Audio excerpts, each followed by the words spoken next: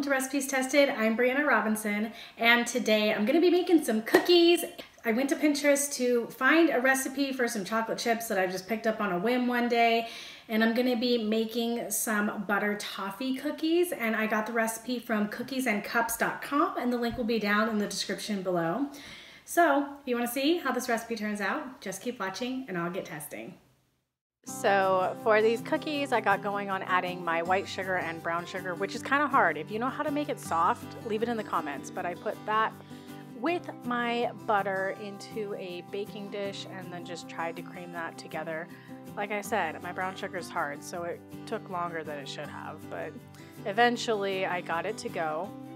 And then next I added in 1 egg yolk and 1 egg. So I just separated that egg and then mixed it all together. Or at least I tried to. And then I added in my salt, baking soda, and vanilla extract. Mixed that all together. Gosh, I sound like a broken record. And then after that, I added in my flour in increments at a time. They just said to add it in slowly into a stand mixer, but I didn't feel like washing it, so I just did it by hand. And then once that was all added in and incorporated, it was like really hard, like hard cookie dough. Like just hard. And then I added in my toffee bits, and I could tell that because it was so hard, like this was just gonna be a struggle. So after like 2 minutes, I gave up, and then I switched my hands. They were clean, and I did my best to mix that all together. Next time I would half the dough and then add a little bit of the cookies and then put the other half on top so it's easier to incorporate.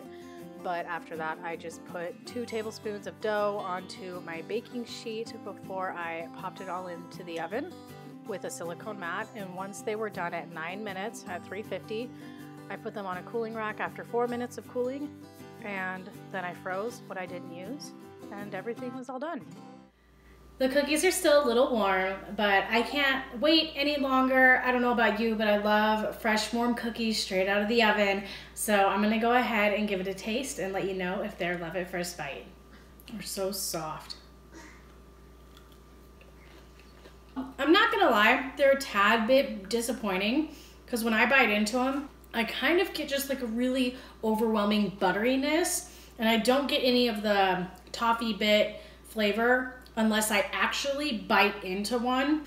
I guess I had an expectation because my bag of chips had a bunch of the little tiny pieces of the toffee that flavor would have kind of spread throughout the whole cookie rather than just being little pockets here and there. I mean, I'd rate these a 9.5 out of 10.